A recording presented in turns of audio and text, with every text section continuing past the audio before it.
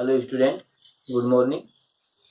In last class में जो हम डिस्कस कर रहे थे उसके अंदर हम ये कहें कि फूड एंड ह्यूमन हेल्थ जो टॉपिक है उसके बारे में, और इसमें से जो हमने जो टॉपिक किया या फिर कहीं जो हमारा टॉपिक है जिसके हम रीडिंग कर रहे हैं उसकी यदि हम बात करें तो जो पार्ट है यदि हम बात करें तो इसमें देखिए कि बैलेंस एंड अनबैलेंस्ड डाइट की बात थी।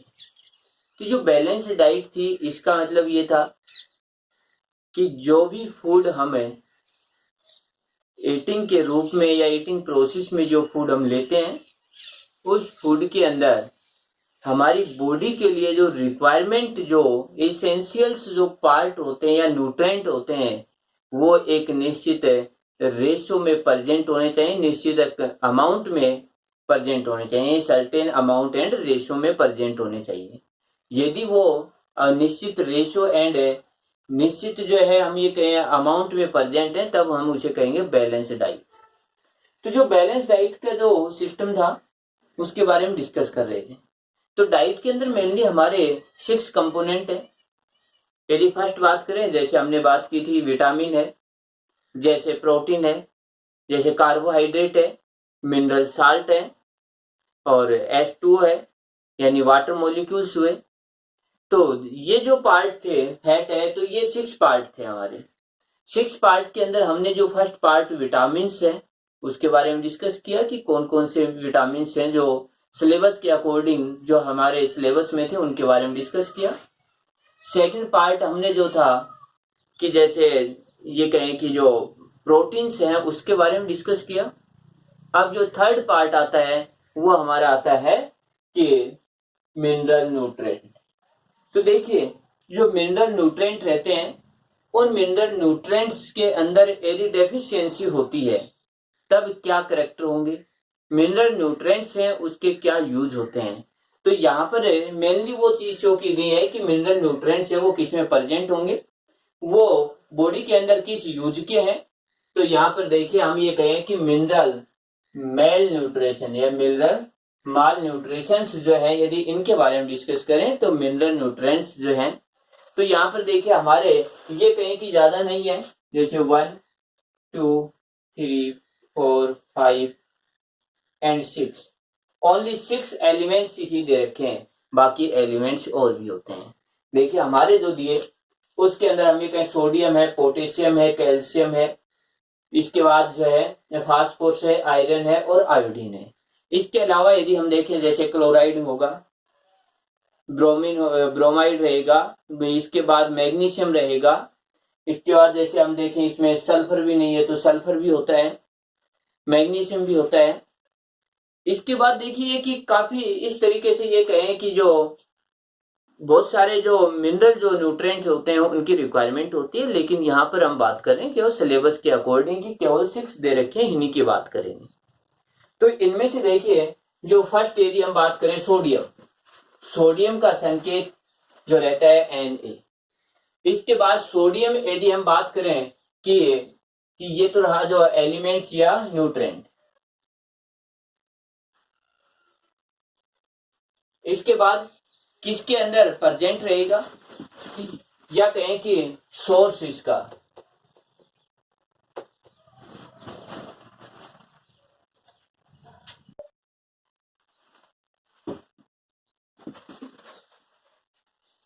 देखिए ये जो है न्यूट्रिएंट है, एलिमेंट्स है, सोर्स है, फंक्शन है। अब देखिए इसकी बात करें तो हम ये कहेंगे कि ये एक तो कॉमन साल्ट, जो साल्ट जिसे हम फूड के रूप में लेते हैं, यूज करते हैं, हमारे खाने के अंदर जो यूज किया जाता है वो साल्ट के अंदर सोडियम प्रेजेंट होता है। इसके बाद जैसे फिश है, मिल्क है, एग है, मीट है, इनके अंदर भी सोडियम प्रेजेंट होता है। इसके बाद इसका यूज की बात करें तो यूज देखिए नर्व इम्प्लेस फंक्शन में, मसल से कॉन्ट्रैक्शन में, इसके बाद होम्योस्टेसिस में। देखिए ये सारे वर्डिंग पहले आ चुके हैं कि जो पहले जो लेसन किए थे उनमें आए हैं। देखिए नर्व इम्प्लेस, जहां हमने नर्वस सिस्टम के अंदर ये कहा था कि इनकी मैकेनिज्म किस तरीके से होती है, कैसे इंफॉर्मेशन जाती है, उस समय मैंने ये बताया था कि सोडियम आयंस जो रहते हैं या कहें कि आयंस के रूप में जो इंफॉर्मेशन जाती है तो वो सोडियम आयन के रूप में, पोटेशियम आयन के रूप में इंफॉर्मेशन जाती है। हमने कहा है कि नर्वस सिस्टम में जो इम्पल्स होते हैं या सूचनाएं रहती है वो मेनली 2 टाइप से जाती है, केमिकल और एक चार्ज के थ्रू जाती है। तो चार्ज में जो पॉजिटिव चार्ज है वो सोडियम के कारण या पोटेशियम के कारण जाती है। इसके बाद मसल्स जो है कॉन्ट्रैक्शन, जो मसल्स के अंदर कॉन्ट्रैक्शन होता है, रिलैक्शन होता है, उस प्रोसेस के अंदर भी सोडियम यूज होता है। इसके बाद होम्योस्टेसिस का मतलब होता है बॉडी में साल्ट का बैलेंस करना। होम्योस्टेसिस का ये है कि बॉडी में यदि हमने वाटर अधिक यूज में लिया है तो उस समय जो बैलेंस करते हैं, या कहीं बॉडी के अंदर वाटर कम है तो उस समय जो साल्ट का बैलेंस रहता है कि ब्लड की एक कंसंट्रेशन होती है उसको बैलेंस करने का फंक्शन करता है। इसके बाद यदि हम सेकंड की बात करें तो सेकंड देखिए यहां पर आता है पोटेशियम। पोटेशियम की बात करें इसका संकेत के, इसके बाद ऑल टाइप्स एडिबल सब्सटेंस, या सभी प्रकार के जो सोर्स रहते हैं या कहें कि जो फूड जो सोर्स होते हैं उन सभी के अंदर पोटेशियम होता है। वही फंक्शन है नर्व इम्पल्स ट्रांसमिशन में, इसके बाद मसल्स कॉन्ट्रैक्शन में और होम्योस्टेसिस में, बिल्कुल सोडियम के ही जैसे फंक्शन इसके होते हैं। इसके बाद नेक्स्ट है जैसे कैल्शियम, कैल्शियम मिल्क में होता है, एग्स में होते हैं, ग्रीन वेजिटेबल्स में होते हैं, और इनका जो मेन फंक्शन होता है बोन एंड टीथ के फॉर्मेशन में यूज आते हैं। ये इसका मेन फंक्शन है। यदि कैल्शियम की बॉडी में कमी होती है तो बोन्स या टीथ होते हैं उनके अंदर वीकनेस आ जाती है। इसके बाद अगला है फास्फोरस, ये वही है मिल्क, एग, ग्रीन वेजिटेबल, इन सभी में ये भी प्रेजेंट होगा, यानी ये पार्ट भी प्रेजेंट होगा। इसके बाद dry fruit, liver and kidney में भी प्रेजेंट होता है फास्फोरस। फंक्शन वही है जो कैल्शियम के थे, या फिर कहीं formation of bones and teeth. इसके बाद नेक्स्ट देखिए, अगला देखिए आयरन, संकेत Fe। ये एग है, मिल्क है, वेजिटेबल्स है और मिलेट्स है, कर्ड है, इसके बाद जो है कैरेट है, इसके बाद रागी है। तो ये जो है और गुड़ है, इसके अंदर भी ये मिलता है आयरन। इसके बाद ये जो है हीमोग्लोबिन एंड ऑक्सीडेशन में, देखिए हमारी जो ब्लड के अंदर जो आरबीसी होती है उन आरबीसी के अंदर हीमोग्लोबिन होता है, उस हीमोग्लोबिन के अंदर आयरन होता है। तो हम ये कि हीमोग्लोबिन या ब्लड के फॉर्मेशन में यूज होता है। इसके बाद है आयोडीन, तो आयोडाइज जो साल्ट रहते हैं, सी फूड है या ब्लैक साल्ट है या कहीं जामुन है, ग्रीन वेजिटेबल है, इन सभी के अंदर आयोडीन होता है। यदि आयोडीन की बात करें तो फॉर्मेशन ऑफ थायरॉक्सिन हार्मोन, जैसे हमारी जो यहाँ पर थायराइड ग्लैंड होती है, तो हमने ये ग्लैंड्स की स्टडी की, उसमें आया भी था कि इसके लिए आयोडीन की रिक्वायरमेंट होती है। यदि इसकी डेफिशिएंसी हो जाती है तो गोइटर जो डिजीज होती है वो हो जाती है, जिसके अंदर जो हमारा जो नेक रहता है या कहें कि जो गोइटर रहता है इसमें स्वेलिंग आ जाती है लेरिंग्स में।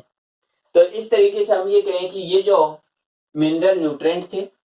अब नेक्स्ट जो पार्ट है उसकी बात करें तो देखिए नेक्स्ट पार्ट यदि हम कहें तो इसके अंदर है वाटर का। तो अगला पार्ट देखिए वाटर।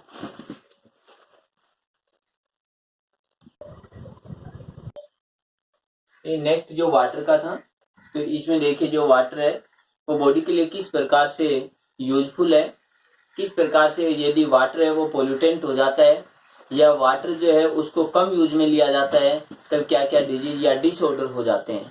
तो हम ये कहें कि जितने भी ये सभी चीजें पढ़ेंगे इनमें से केवल वाटर के लिए ये लाइन कि वाटर इज लाइफ, ये सबसे सफिशिएंट है कि ये जो लाइन है इसके लिए वाटर के लिए, तो ये इसके हर पार्ट जो है उस हर पार्ट को एक्सप्लेन कर देता है कि वाटर इज लाइफ, कि विदाउट वाटर की लाइफ जो है या कहें कि लिविंग स्टेज है उसकी प्रोबेबिलिटी नहीं है या संभावना नहीं होती है। यदि वाटर नहीं होगा तो कभी भी ये कहीं लिविंग स्टेज में नहीं होगी, क्योंकि जितनी भी लिविंग स्टेज या लिविंग ऑर्गेनिज्म है उसका एक कैरेक्टर है मेटाबॉलिज्म, और मेटाबॉलिज्म जो रिएक्शन होती है वो हमेशा वाटर में होती है। तो वाटर ही प्रेजेंट नहीं है तो रिएक्शन नहीं होगी, रिएक्शन नहीं है तो लिविंग ऑर्गेनिज्म भी नहीं होगा। तो हम सीधा सिंपल ये कहें कि वाटर ही लाइफ के लिए बहुत ही एक कंपल्सरी पार्ट होता है। इसके बाद देखिए जो प्रॉपर्टी ऑफ ड्रिंकिंग वाटर, कि यदि हम ये कहें कि जो वाटर है हम यूज में लेते हैं या जो वाटर हमें यूज में लेना चाहिए उसकी क्या प्रॉपर्टी होनी चाहिए। तो इसके अंदर प्रॉपर्टी ऑफ ड्रिंकिंग वाटर, जो हम यूज में ले रहे हैं उस वाटर की प्रॉपर्टी देखते हैं, जो शरीर के या बॉडी के लिए ये कहें कि एक बेटर वाटर होता है या अच्छा रहता है। तो इसके अंदर देखिए सबसे free from visual particles and vegetations, कि वाटर जो है वो विजुअल होना चाहिए या कहीं उसके अंदर जो पार्टिकल्स होते हैं वो अब्सेंट होने चाहिए। वेजिटेशंस, जो छोटे छोटे पार्ट जो वेजिटेशंस के रहेंगे वो भी अब्सेंट होने चाहिए। यदि हम ये कहें कि इसको सबसे सिंपल तरीके से कि वाटर परमिएबल, जो ये ट्रांसपेरेंट होना चाहिए, कि जो वाटर है जिसको हमें ड्रिंकिंग वाटर है जो हम यूज में ले रहे हैं वो ट्रांसपेरेंट होना चाहिए, उसके अंदर किसी प्रकार के पार्टिकल्स जो रहते हैं वो अब्सेंट होने चाहिए। इसके बाद चाहिए उसके अंदर देखिए जो विजुअल पार्टिकल, चाहे उसमें सैंड पार्टिकल्स हो, चाहे उसके अंदर माइक्रो ऑर्गेनिज्म हो, किसी प्रकार के वेजिटेशन के पार्टिकल्स हो, सभी अब्सेंट होने चाहिए।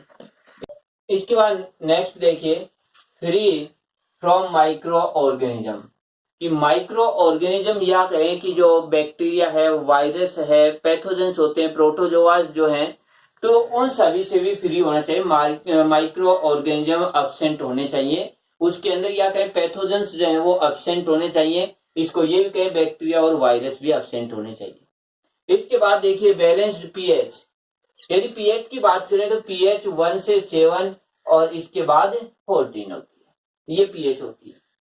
लेकिन वाटर की पीएच होती है वो 7 होनी चाहिए। वाटर जो है वो न्यूट्रल होना चाहिए, कि यदि ये कहें कि इसके अंदर न तो एसिडिक प्रॉपर्टी होनी चाहिए न बेसिक प्रॉपर्टी होनी चाहिए, इसकी पीएच है वो ये कहें कि 7 के आसपास होनी चाहिए, तो हम ये कहें बैलेंस्ड पीएच। यदि पीएच कम है उसको भी यूज में नहीं लेंगे, पीएच यदि अधिक है तो भी यूज में नहीं लेंगे। इसके बाद है sufficient amount of oxygen, water के अंदर डिजोल्व ऑक्सीजन होती है, यानी वाटर में डिजोल्व ऑक्सीजन होती है, तो हम ये कहें कि वाटर में एक सफिशिएंट ऑक्सीजन भी होनी चाहिए। देखिए इसके पीछे रीजन है कि यदि वाटर में डिजोल्व ऑक्सीजन अब्सेंट है तो इसका मतलब उस वाटर में माइक्रो ऑर्गेनिज्म है, बैक्टीरिया, वायरस है जो उसकी ऑक्सीजन को यूज में ले रहे हैं। ये एक इसका टेस्ट होता है कि वाटर प्योर है या उसमें माइक्रो ऑर्गेनिज्म है। यदि डिजोल्व ऑक्सीजन कम है इसका मतलब माइक्रो ऑर्गेनिज्म है या कहीं बैक्टीरिया और वायरस है जो ऑक्सीजन को यूज में ले रहे हैं। यदि ऑक्सीजन सफिशिएंट अमाउंट में, इसका मतलब उसके अंदर बैक्टीरिया और वायरस नहीं है, तो एक सफिशिएंट अमाउंट में ऑक्सीजन भी होनी चाहिए। इसके बाद देखिए दूसरा पार्ट इसका कि इंपॉर्टेंस ऑफ वाटर, कि वाटर की क्या इंपॉर्टेंस होती है। तो ये तो देखिए एक ही लाइन में हमने बता दिया कि वाटर इज लाइफ, तो सभी इंपॉर्टेंस इसमें हुई। इसके बाद यदि हम बात करें तो देखिए अगला पार्ट मेटाबॉलिक एक्टिविटीज।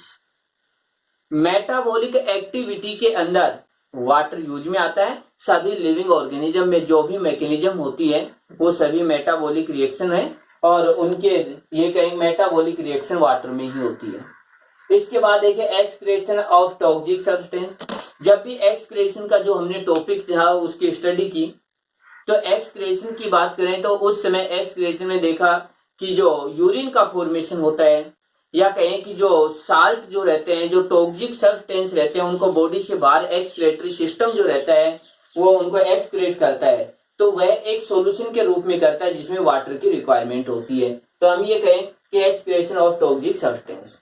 अगला देखें कीप बॉडी डिजीज फ्री, कि यदि वाटर को हम अधिक यूज में लेंगे या सफिशिएंट अमाउंट में लेंगे तो वाटर हमारी बॉडी को डिजीज फ्री रखेगा।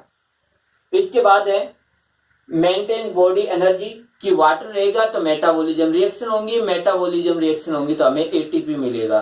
तो ये कहें कि वाटर है तो मेटाबॉलिज्म रिएक्शन, एटीपी यानी एनर्जी है वो भी हमें मिल जाती है, तो हम ये कहेंगे कि एनर्जी को भी मेंटेन करता है वाटर।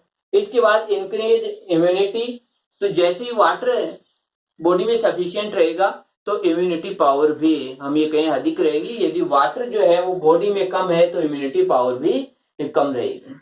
इसके बाद है होम्योस्टेसिस। होम्योस्टेसिस का मतलब होता है साल्ट और वाटर जो रहते हैं या कहें कि ब्लड के अंदर जो साल्ट की कंसंट्रेशन होती है उसको मेंटेन करना। तो ये जो वाटर है वो होम्योस्टेसिस भी करते हैं, जो साल्ट है या कहें कि आयंस होते हैं उनकी कंसंट्रेशन को भी कंट्रोल करता है। यदि कंसंट्रेशन अधिक हो जाती है तो एक्सक्रेशन के द्वारा बॉडी से बाहर करता है, यदि कंसंट्रेशन कम हो जाती है तो उसे रोक देता है। इसके बाद है अगला पार्ट, देखिए इसके अंदर हम बात करें कि effect of less water drinking.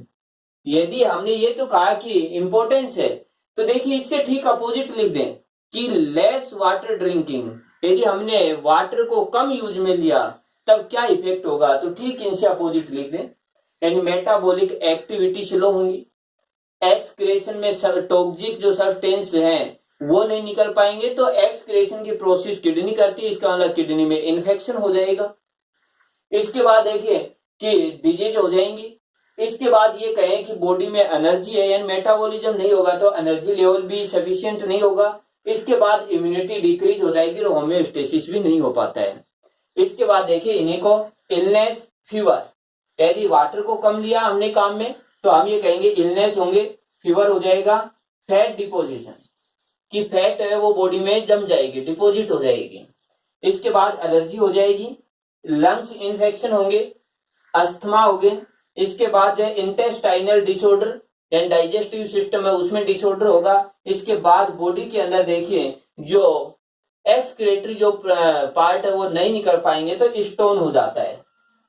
इसके बाद हम ये कहें कि जो harmful effect of pollutant water है कि पोल्यूटेंट जो वाटर रहता है, इसके यदि हम बात करें कि पोल्यूटेंट वाटर के अंदर जो इफेक्ट रहते हैं वो क्या रहेंगे, तो ये देखिए पोल्यूटेंट वाटर।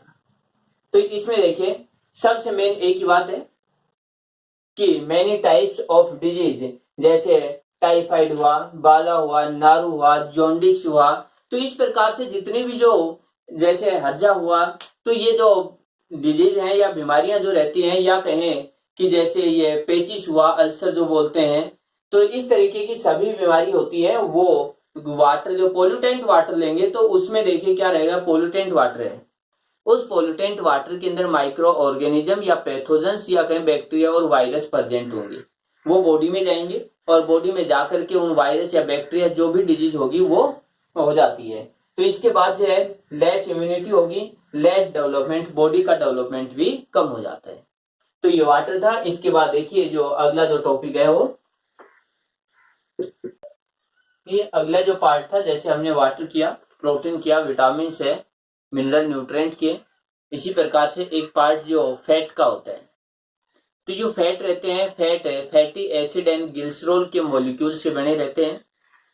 इसके बाद जो फैट जो रहता है वो बॉडी में ये कहें कि एक निश्चित अमाउंट में रिक्वायरमेंट होती है, यदि उससे अधिक हो जाती है तब वह फैट है वो बॉडी में डिपोजिट हो जाती है और उस पार्ट को हम कह देते हैं ओबेसिटी। तो ओबेसिटी का मतलब हुआ deposition of fat in body, कि बॉडी में यदि फैट डिपोजिट हो जाती है तो उसी को हम ओबेसिटी बोलते हैं। इसके बाद देखिए जो ओबेसिटी जो रहती है इसी से रिलेटेड है BMI यानी बॉडी मास इंडेक्स, कि बॉडी के अंदर कितना वेट और कितनी हाइट है, यानी हाइट के अकॉर्डिंग वेट का एक रेशो रहता है हाइट और वेट में, इसको कहा जाता है BMI, बॉडी मास इंडेक्स।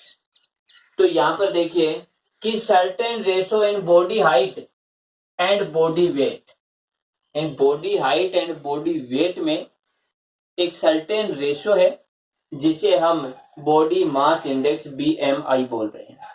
अब यहाँ पर देखिए ये रेशो होता है मेनली 25 kg पर मीटर।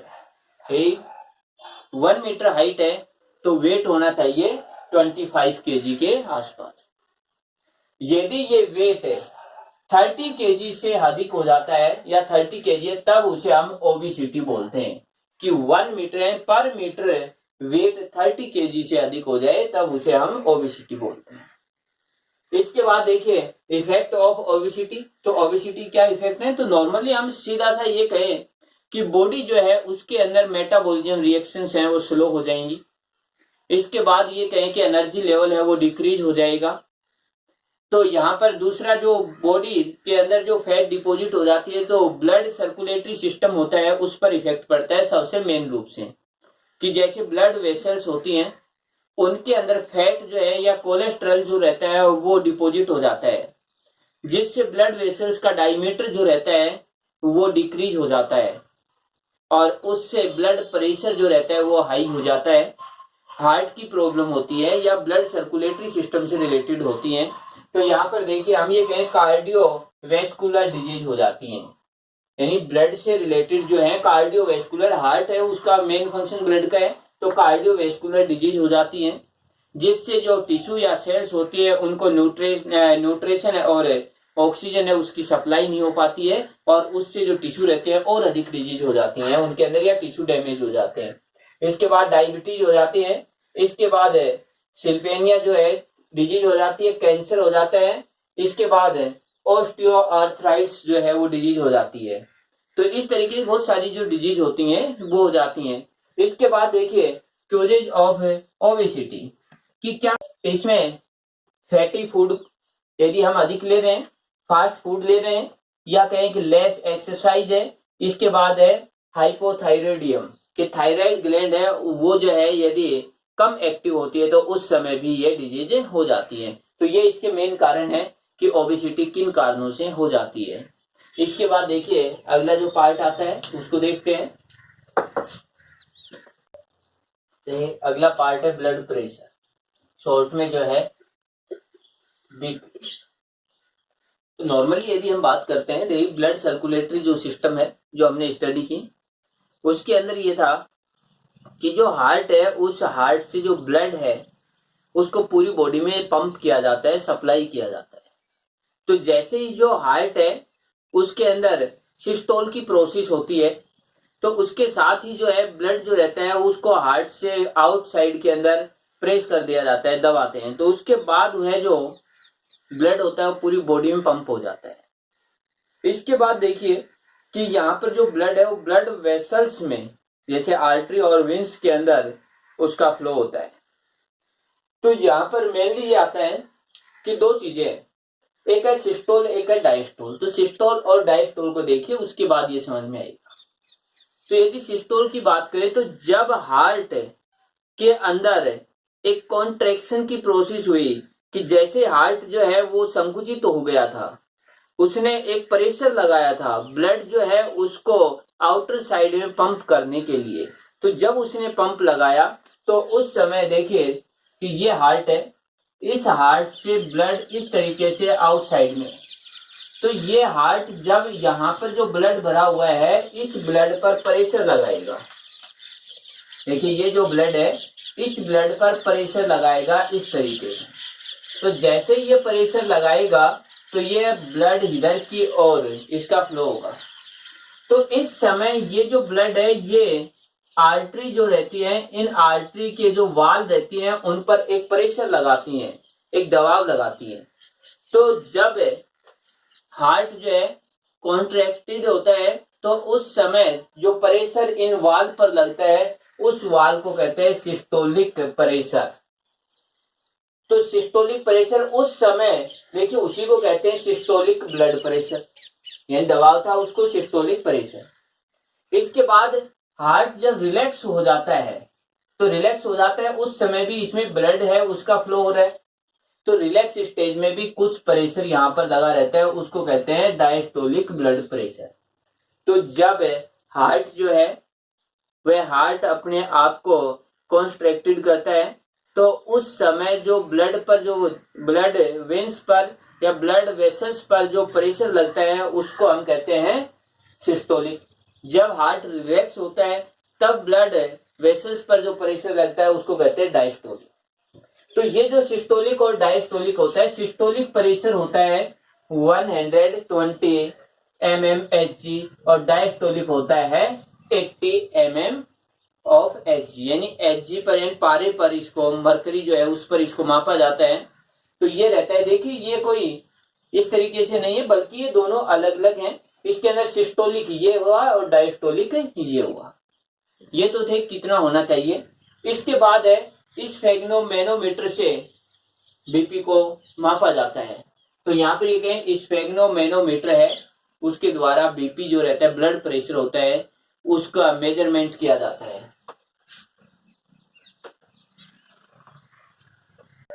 स्फेग्नोमैनोमीटर ये बीपी नापने का एक अपरेटस होता है। अब इसके बेसिस पर अब यहाँ पर बीपी जो है उसका जो 2 टाइप से किया, एक तो ये क्या लो BP and low blood pressure, दूसरा हुआ हाई ब्लड प्रेशर यानी हाई बीपी। इनकी क्या वैल्यू होती है, किस तरीके से इनको देखते हैं। देखिए यदि ब्लड प्रेशर की वैल्यू सिस्टोल की यानी ये कहें सिस्टोल की वैल्यू जो है वो 120 से लेस हो जाए और डायस्टोल की जो वैल्यू है वो 80 से लेस हो जाए, तब हम उसे कहते हैं लो बीपी। लो बीपी की स्टेज में ब्लड सर्कुलेशन स्लो हो जाएगा, ब्लड के जो ये कहें कि सेल और जो टिश्यू है उनको मेनली ये कहें कि ऑक्सीजन है, न्यूट्रिशन है वो प्रोवाइड नहीं होगा और ऐसी कंडीशन के अंदर जो भी व्यक्ति है उसको साल्ट एंड सोडियम पोटेशियम हुआ जो तो देखिए ये स्थिति रहती है लो बीपी के अंदर। सिस्टोल 120 से कम और डायस्टोल 80 से कम हो जाए तब उसको हम कहते हैं लो बीपी। यदि हाई बीपी की बात करें तो यहाँ पर देखिए सिस्टोल जो रहता है वो हम बात करें कि जैसे 120 से या 120 से अधिक हो जाएगा और यदि बात करें डायस्टोल तो वो 80 से अधिक हो जाता है, तब उसे कहते हैं हाई ब्लड प्रेशर।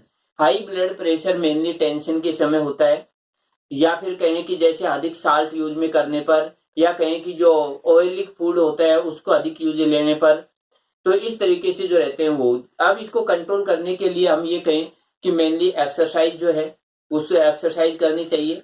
जो भी बॉडी के अंदर जो साल्ट है उनको रिक्वायरेबल साल्ट है उनको निश्चित अमाउंट में ले, ऑयली फूड है उनका यूज कम करें, तो इस तरीके से बीपी है उसको मेंटेन किया जा सकता है। तो ये हमारा जो टॉपिक था